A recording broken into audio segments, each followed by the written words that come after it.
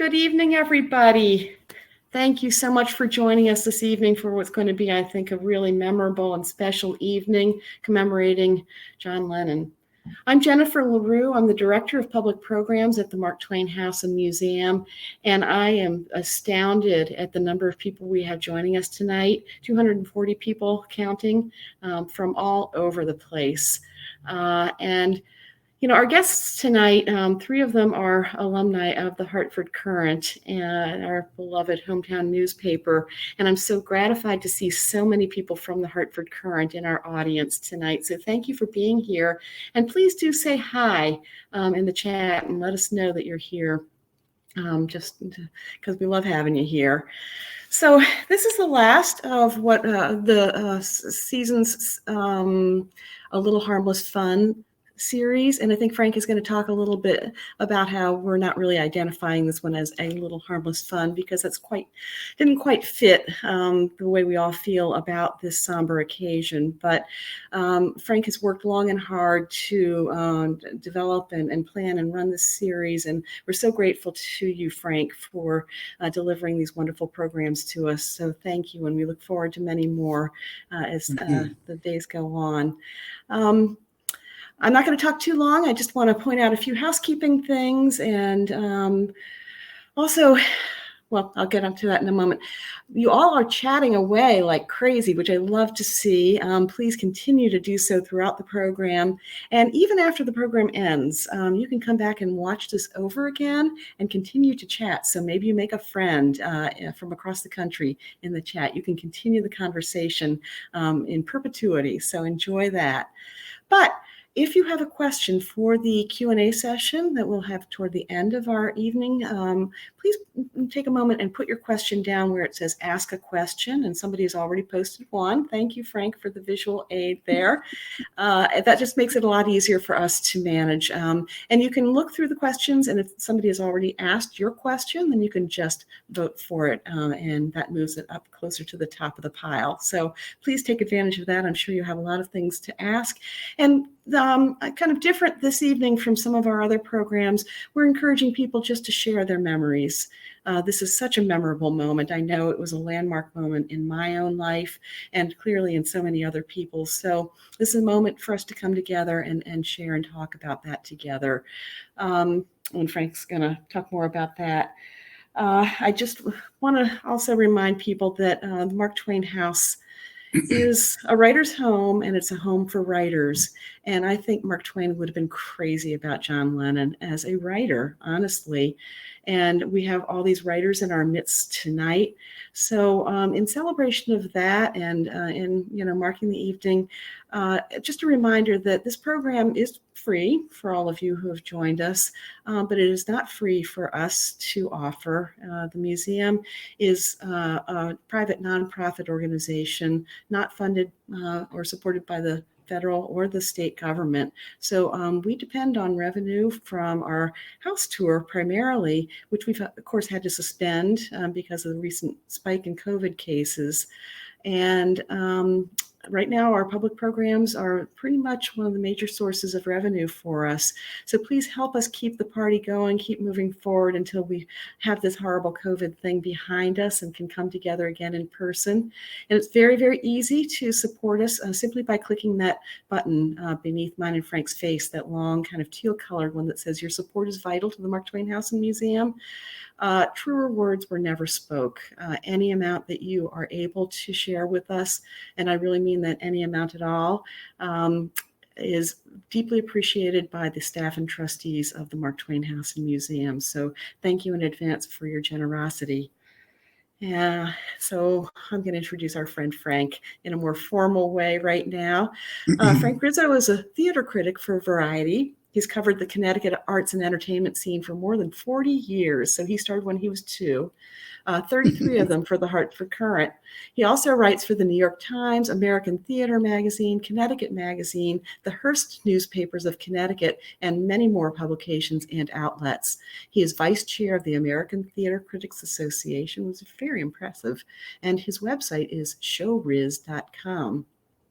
So, and he's at Showriz at Twitter. So please check in with him there. I'm going to duck out now and let Frank take over, but I'll be back for helping with the question and answers at the end. So welcome, Frank. Thank you so much. Well, actually, don't go. You don't have to go far because you'll be coming back in a moment or two. Good evening, Jennifer, and I'll welcome, just stay here. And welcome everyone to a very special session in our series, one that is off the typical themes and tone of a little harmless fun, but one that is more reflective, sad a little bit, nostalgic certainly, and one where we can come together to remember briefly for an hour or so the life and legacy of John Lennon. The importance that Lennon played in so many people's lives hit me in profound ways. 40 years ago, this very night, on the evening of December 8th, 1980, John Lennon was fatally shot in the archway of his Manhattan residence, the Dakota, by 25-year-old Mark David Chapman, a former security guard and Beatles fan who had traveled from Hawaii with the express purpose of killing Lennon. So in 1980, I was arts and entertainment writer for the New Haven Journal-Courier, then a morning newspaper in the city. And at 5 p.m., Lennon and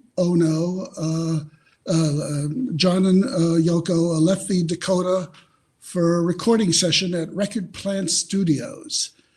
As they were walking to the limousine, they were approached by Chapman. Now, it was common for fans to wait outside the Dakota to meet Lennon and to ask for his autograph, so Lennon signed his copy of the album Double Fantasy for Chapman. And according to Chapman himself, quote, "He was very kind to me, ironically, very kind, and was very patient with me. The limousine was waiting, and he took his time with me, and he asked me if I needed anything else. I said, no, sir, and he walked away. Very cordial and decent man." That was the end quote. So John and Yoko then went on to the recording studio to mix the song Walking on Thin Ice, I believe, a song by Yoko featuring Lennon on lead guitar. Later that night, John and Yoko returned to the Dakota about 10:50. John and Yoko got out of their limousine on 72nd Street instead of driving to the more secure courtyard of the Dakota. The Dakota doorman and a nearby taxi driver said later that they saw Chapman standing in the shadows by the archway. The Lennons passed Chapman in the archway and walked towards the entrance of the building. Chapman stepped out of the shadows and withdrew a .38 caliber revolver that he had hidden in his coat pocket. He took aim directly at the center of Lennon's back, fired 5 hollow point bullets at him in rapid succession. Lennon, bleeding profusely from external wounds and from his mouth, staggered up 5 steps to the security reception area where he said, "I'm shot, I'm shot." Lennon then fell to the floor, scattering cassettes that he had been carrying. The doorman ran inside and told the concierge worker what had happened. Chapman had dropped his gun on the pavement, removed his coat, and waited for the arrival of the police. The doorman shouted at Chapman, "Do you know what you've done?" To which Chapman calmly replied, "Yes, I just shot John Lennon." Chapman remained calmly on the scene with a copy of The Catcher in the Rye, in which he wrote, "This is my statement." Chapman stated later that he was angered by Lennon's lifestyle and public statements, especially his much publicized remarks about the Beatles being more popular than Jesus and the lyrics of his later songs, God and Imagine. Chapman was arrested by the police as Lennon was rushed to the police cruiser at Roosevelt Hospital, where he was pronounced dead on arrival. So I first heard about it.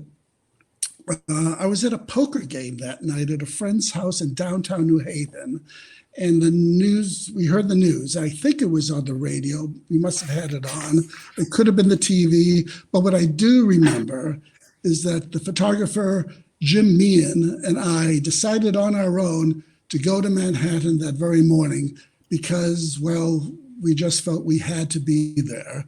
and like so many others, but at least we had jobs to do. So very early that next morning, it was a gray Tuesday morning, cold. We went to New York and to the Dakota, where scores of fans had already begun holding an ad hoc vigil that morning outside the 7-story building, I think it was. It's a co-op building that was also where celebrities such as Rex Reed, Leonard Bernstein, and Lauren Bacall also lived.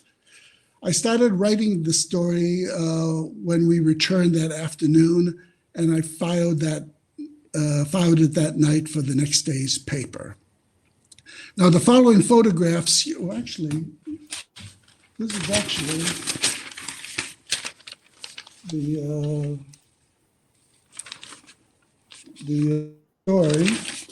And then it jumped to Jimi Hendrix and Janis Joplin, but for the 60s generation, this was a shock. I mean, he was so young at 40. I mean, he acted as if he was making this comeback as an old man, but he had so much more to give. And of course, there's that burning desire in the back of every Beatles fan that, they'll get back together sometime. Right. Well, right. That was never going to happen. That dream was shattered. And I think the other thing about Lennon is his activism, his love for the United States, his desire to want to stay in New York, and his battling with the United States immigration officials to do that. They were wanting to kick him out because he was so friendly with Jerry Rubin and Abby Hoffman and Bobby Seale, all of whom he invited to the Mike Douglas show when he hosted with Yoko. Famous. Yeah, I remember. But J. Edgar Hoover was on his case and wanted him out of the country, and he fought and just wanted to stay in the United States. And so that he was alone, I think, among the Beatles to have that kind of real street activism ingrained in him, and just the music he wrote, of course, and performed. What a great performer. I think I was surprised too by the sheer spontaneity of the vigils, whether it be radio stations devoting the entire day to playing the music, to the spontaneous gatherings, and especially when you're saying that there was something similar in Omaha. Well, then, it had to happen everywhere. It had to happen everywhere. I know some of the people who've joined us here are from different parts of the country, and I think they can probably attest to things. And we're so used to everything being organized for us that like next Tuesday there's going to be this rally, and we have social media now and everything. But this was purely organic. I think something similar would be the response to when Princess Di was killed. And suddenly there's these homegrown tributes and expressions of grief, as well as appreciation and thanks too. And I look at these photos of these faces, these shattered faces, and these are kids in their, with the exception of Kenneth Anger, who's in his 90s now. That is a crazy story too about Kenneth Anger. These kids now, these very kids that we're seeing, at this vigil, they're in their 60s and 70s now.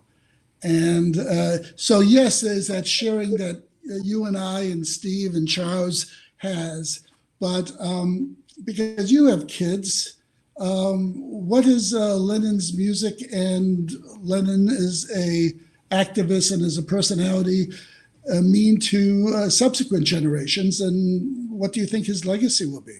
I've always thought that kids respond to the Beatles no matter what year it is.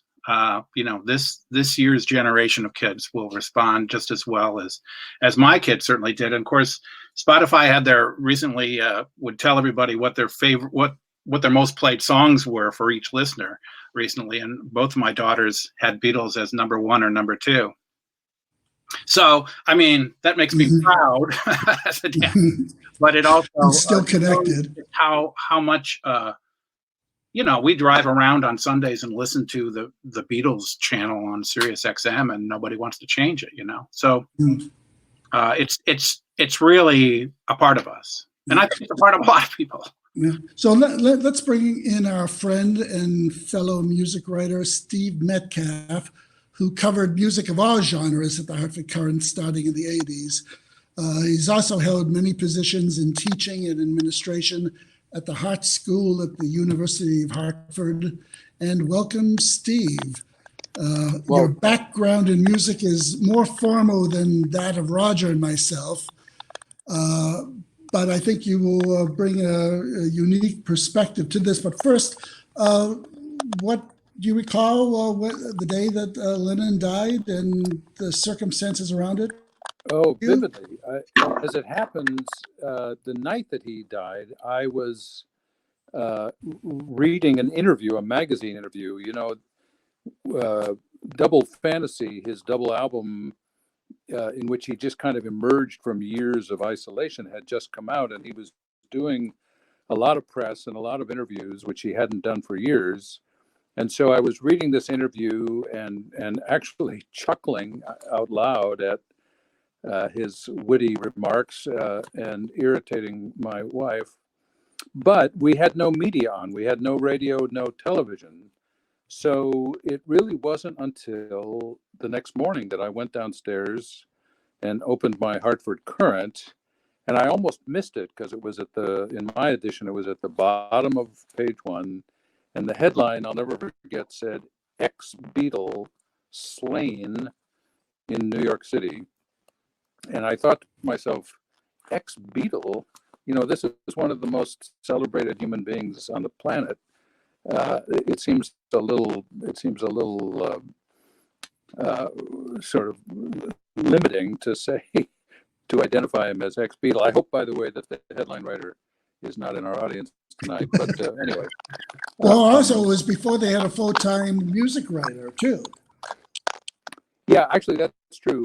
In 1980, when this took place, I was still working at the Hart School, which is a little bit of my recollection because I had to go right up for a meeting at Hart that morning, and I was shocked and kind of struck by how few of my Hart colleagues, faculty members or fellow administrators or even students were taking notice of this. I would have expected, classes to be canceled or something, but instead, not much notice was being taken of this.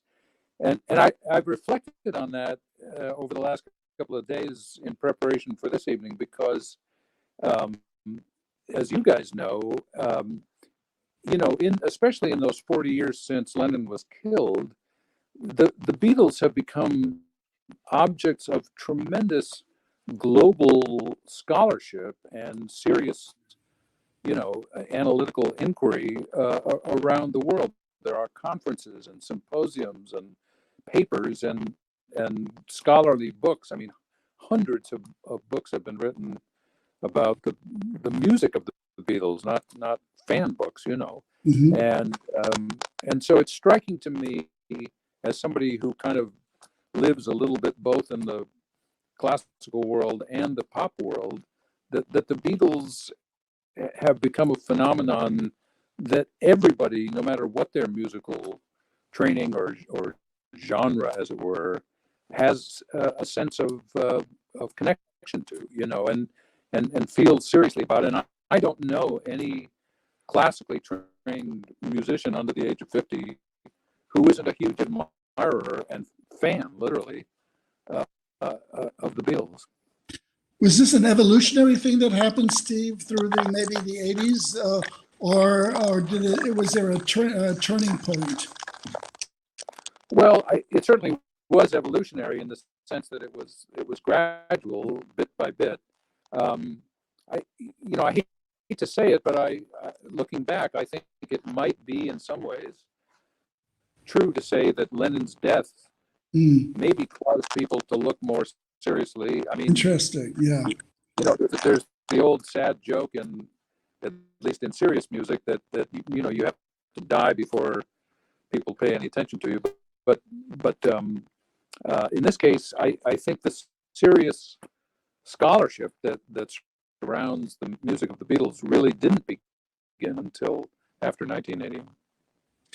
I wonder if the groundswell of spontaneous response to Lennon's death and made people realize the depth of feeling that the public at large had on Lennon and his music. Oh, I think there's no question that that's true. Yeah. Well, let me bring in another guest to add to this conversation and another perspective. And that is Beatles and Lennon enthusiast and an expert on both the Beatles and John Lennon for decades, Charles Rosenay of Liverpool Productions, Beatle Conventions, and festival organizer. Since the late 70s, he also created the fan magazine Good Day Sunshine. And since 1983, he hosted and organized Beatle tours in Liverpool. He's been doing that since 1983. Welcome, Charles Rosenay.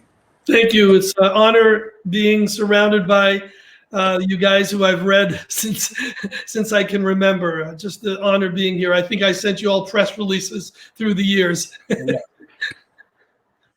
Well, I was just talking to Charles earlier. When I was going through my old clips, admiring my own writing, I looked down at the second half of the paper, and it was an event happening in downtown New Haven that night, following the murder. And that was led by our guest here, Charles Rosenay, and this was on New Haven Green. So Charles, just an overall question, when did you hear about Lennon's death? What was the response? And tell us about that vigil here in Connecticut. Well, sadly, I heard about it on Monday Night Football when Howard Cosell announced it, just like many others. And I didn't believe it, went to sleep, and then the phone started ringing. I slept maybe 5 minutes, and it was like, Charles, did you hear? Charles, is it true? Charles, what's going on? And then that transitioned into the media calling, because I was publishing Good Day Sunshine at the time, and it was like, Mr. Rosenay, can you get us through to Sid Bernstein? We want to talk about it. I was like the go-between. They wanted to talk. Can you get us through to Yoko? Can you get us through to everyone? And of course, it was a little overwhelming, and I was in no position to be referring them to, the people they wanted to speak to.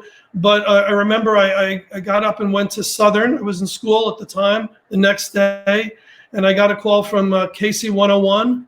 And I had written a poem. I had rewritten the lyrics to Imagine There's No Lennon. It was just from the heart. And we went to the New Haven Green. And I don't know if we could even get this up on the screen here. There's a picture of Curtis Hanson and Jerry Christopher and Danny Lyons and all the DJs at the time. And we did what we considered equivalent to what they were doing in Central Park, but on a much smaller scale. And we had our vigil that next day. And after the vigil, it was probably around midnight. It was before midnight, because we went into a studio and a bunch of musicians said, Charles, let's record your poem as Imagine. And we actually did and released it as a single, sold 1,000, gave all the money to the Spirit Foundation. And this is now, mind you, this is going on in a 24, 48-hour period. And it's just surreal. It's a zone. It's hard to fathom what's going on until a few days later. I'm driving in the car with my mom, and Starting Over comes on the radio, and I pull over, and the tears just started pouring out. He didn't get a chance to start over. This is like the ultimate of sadness, and I felt like a member of my family. Mind you, this was 1980, and I'd been producing conventions only a few years. I just started publishing the Good Day Sunshine magazine, and my life was the Beatles, guys. As crazy as that sounds, my first memory in life was seeing the Beatles on Ed Sullivan, And I said, Ma, Dad, can I be a Beatle? How do I do that? Is there a school for that? And of course there wasn't. So I guess I did the next best thing as this Beatle fanatic. I published magazines, I produced conventions, all the above, as you know. But it took a few days and it hit me, and it was just like a ton of bricks, like a house collapsed on me.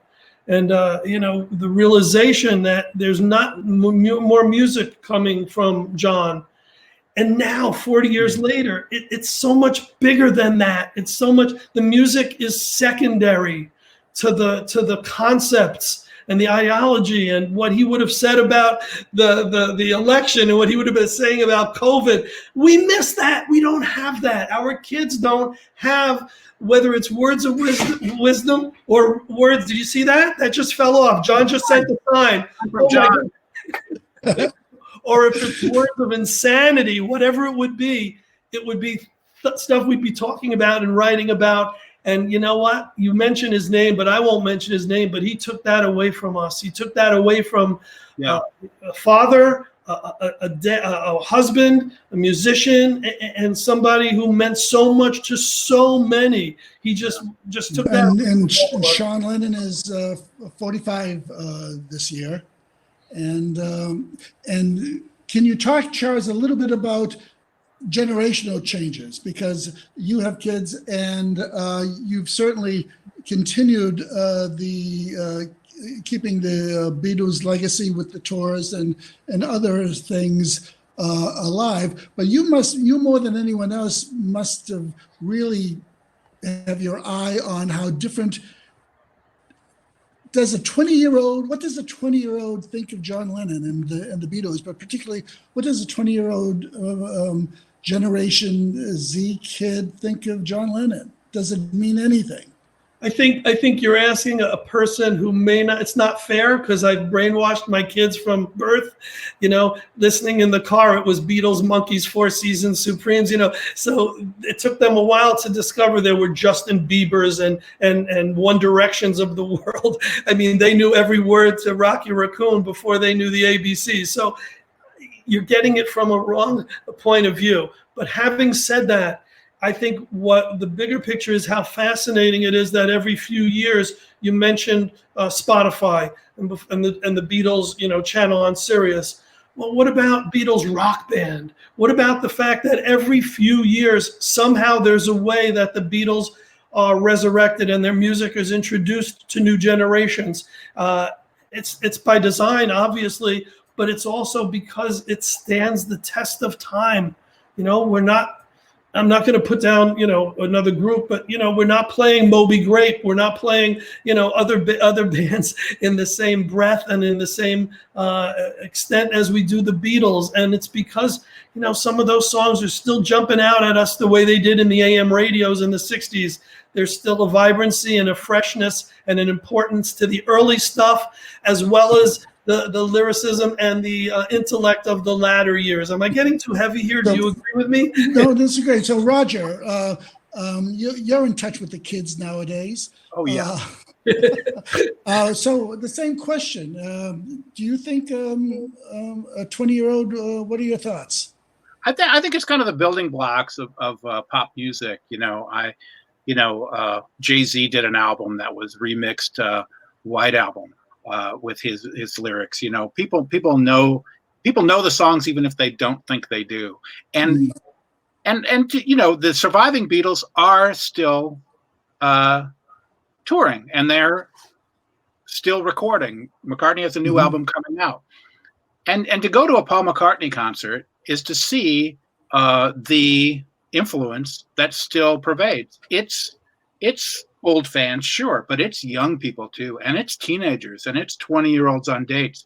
I mean, it's such a great opportunity to hear Beatles music live by one of the surviving Beatles, playing more songs than the Beatles ever did when they toured together. Those are just fantastic, and that's why you really see how it's still so important to so many people. I still produce Beatle conventions and festivals. We didn't have one this year because of COVID, obviously. But my greatest joy is that we're on 3 generations. When we started the conventions, I used to say, oh, it's so cool seeing parents bring their kids.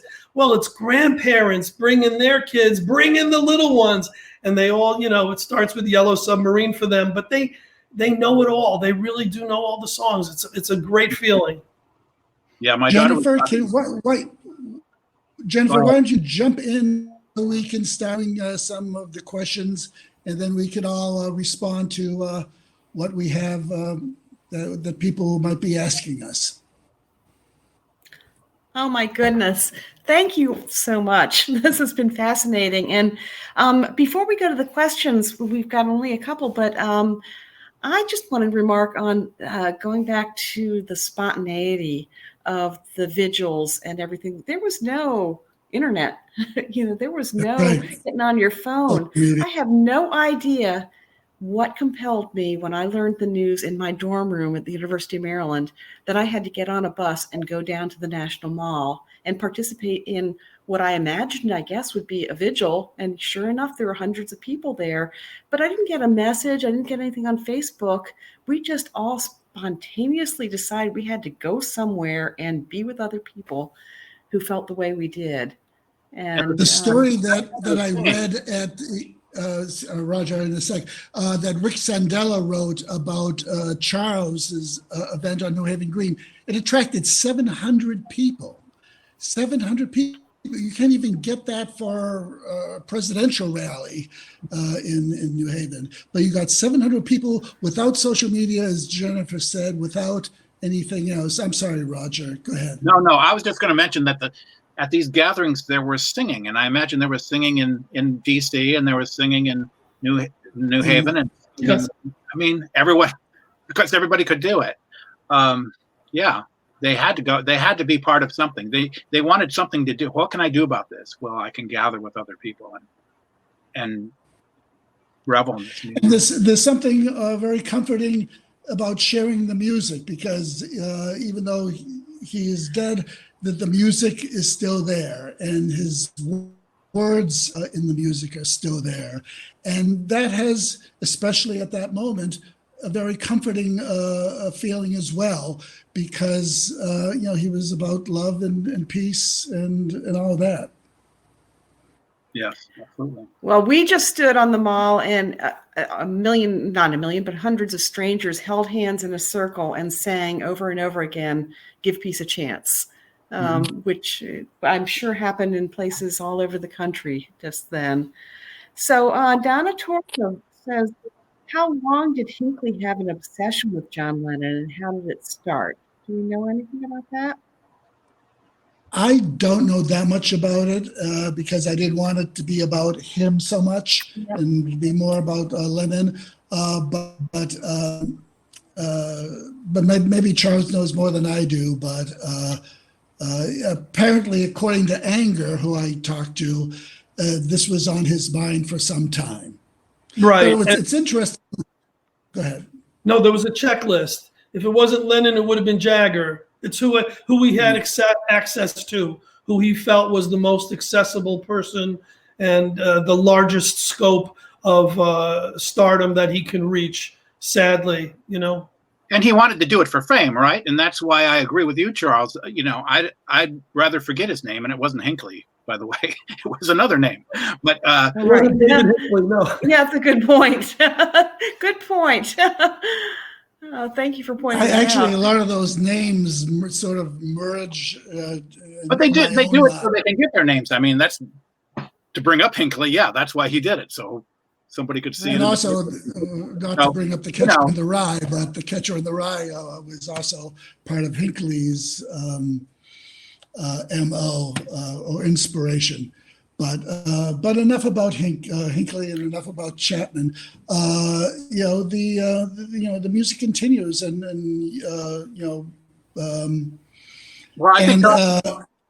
I think it was Metcalf or someone who's even today, his estate brings in. He hasn't, of course, written anything in 40 years. Brings in like $14 million a year just on his own catalog. Maybe it was you that shared that with me, Charles, but I wrote that down in my notes yesterday. that his estate still spins off $14 million. So obviously, the music is being played and played quite a bit. No doubt. Before we leave the murder, though, the thing to think about is how easy it was for him to get a gun. To get a gun, carry a gun, use the gun. And also the hollow point bullets. It's still a problem, obviously, today, and 40 years later, how many people, I saw something at 1.2 million people have been killed by gun violence since then. So there's still work to be done. Yeah. Well, we have a couple of related questions, and we're going to do a round robin here. I've just invited Steve back on screen. He had a little bit, we were all set with his tech, and then something went awry with his internet. So I apologize for the tech glitches with Steve's presence here tonight.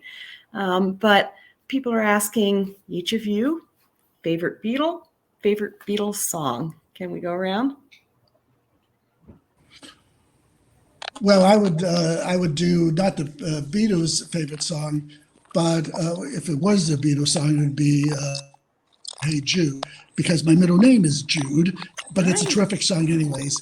But I just love Imagine. It's probably the biggest hit, and it's the obvious one, but it's one that resonates no matter where I hear it. Raj? Well, as a youngster, Paul was a favorite, but of course I appreciate the contributions of all four. I think A Day in the Life is still the one that just knocks me over the head every time.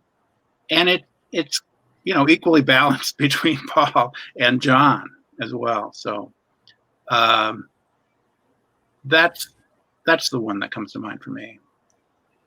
For me, favorite Beatle, don't laugh, guys. It has to be Pete Best, because he was a guest at so many of my conventions and gave me a lot of credibility through the years. And he's a dear friend, still alive, still great guy. I interviewed him too.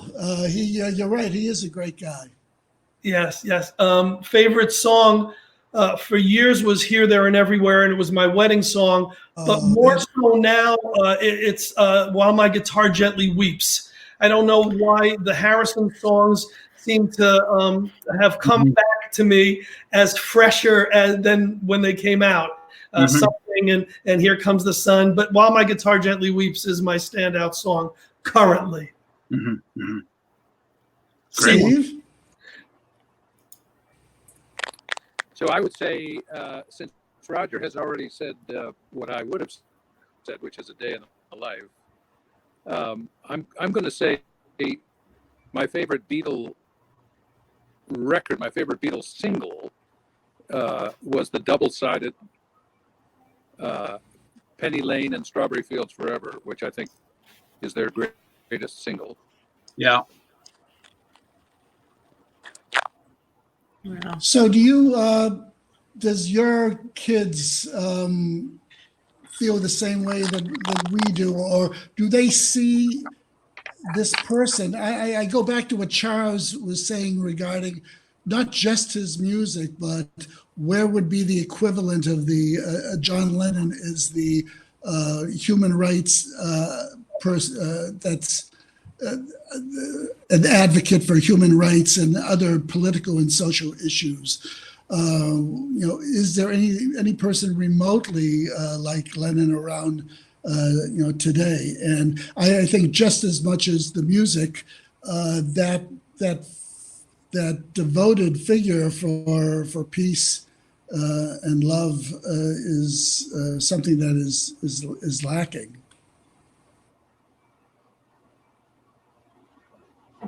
Roger, do you? A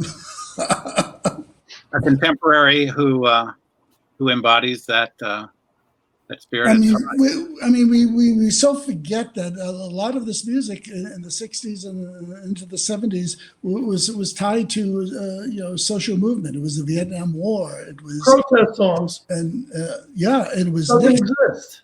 And it was so rooted in politics. It's interesting. I think part of the reason is the corporate takeover of radio. I remember the Rolling Stones came out with some anti-war songs during the Gulf War. Didn't get any airplay at all. It was the Rolling Stones. We're still performing, still are performing. And so it really struck me then that maybe you think there's no protest songs being written or recorded, but you're just not hearing them. Which is that's what was amazing about the 70s and the 60s and the 70s. People could record them and we'd hear them. I'm reading what Garrett Condon said, saying maybe Bono. Maybe Bono could be one of these figures, and certainly in the 90s. Springsteen. What, Roger? Springsteen. Yes. I would say, certainly whenever the political cycle comes around, he's certainly there.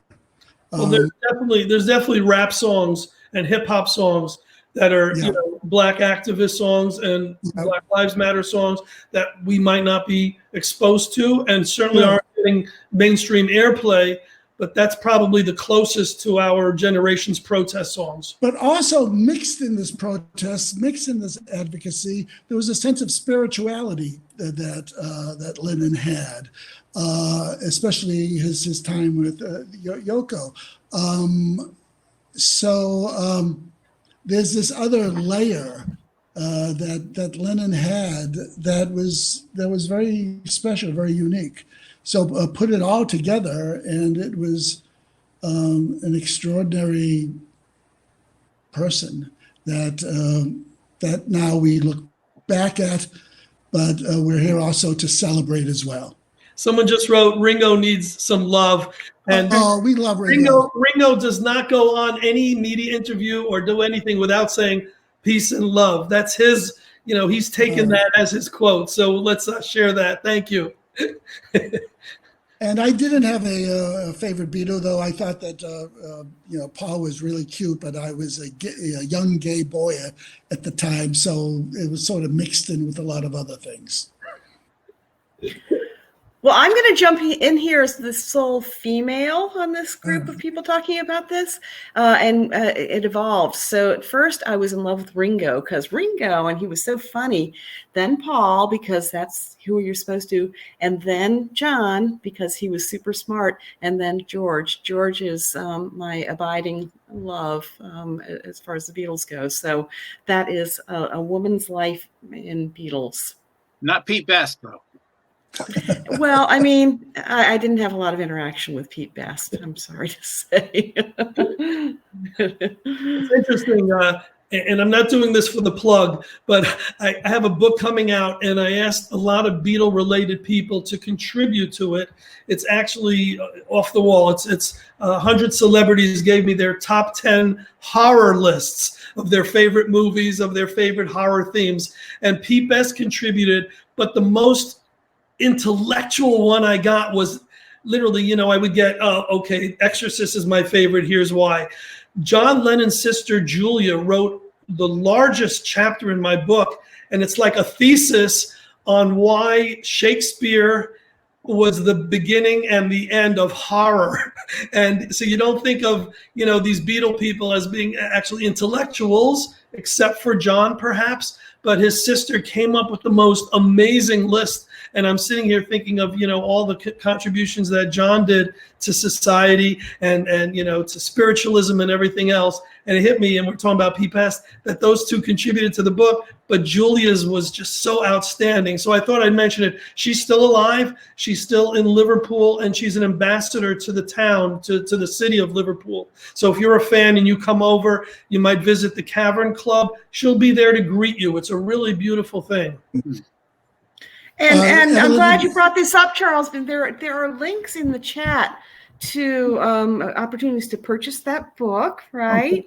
And to sign up for a tour, a Liverpool tour, Beatles Liverpool tour, and also a really lovely birthday tribute to John Lennon that Charles created. So scroll up in your chat and check all of those links out. Thank you for that. And Evelyn Genovese brought to mind that Ringo now is 80 years old and Paul is 78. So I don't feel quite so old, but time moves on. And perhaps we can all gather for the 50th anniversary 10 years from now and celebrate John Lennon with a cocktail or a drink and more stories. And perhaps great-grandchildren will be appreciating John Lennon's music at that point. Absolutely. So I've been scanning some of the comments that people, they're not questions, but they're just contributions that people are sharing. And they're wonderful on the side as well. And we seem to have lost Steve altogether, but we appreciate Steve's contributions to the evening. And hopefully by the 50th anniversary, all this tech issues will be just completely smoothed out. We'll be, with holograms, we'll be doing it. Right, exactly. No, hopefully we'll be back to doing things live, guys. Yeah. Yes. Yes. At the Mark Twain House on Farmington Avenue. Thank you for that, Frank. And let's look forward to that. We talked earlier about having a toast to John Lennon. I don't know if you all are prepared for that, but thank you, Here's John to Lennon. John. Thank you, all of you, for a really fantastic evening. This is the kind of stuff that makes it worth coming to work every day. So I appreciate your doing this. And Frank, thank you. Charles, nice to meet you. Roger, great to see you again. And Steve, wherever you are, great to see you again. Thank you, audience, for your enthusiasm and support. And we will see you soon. So thank you and good night. Bye-bye. Bye-bye. Let it be. Let it be.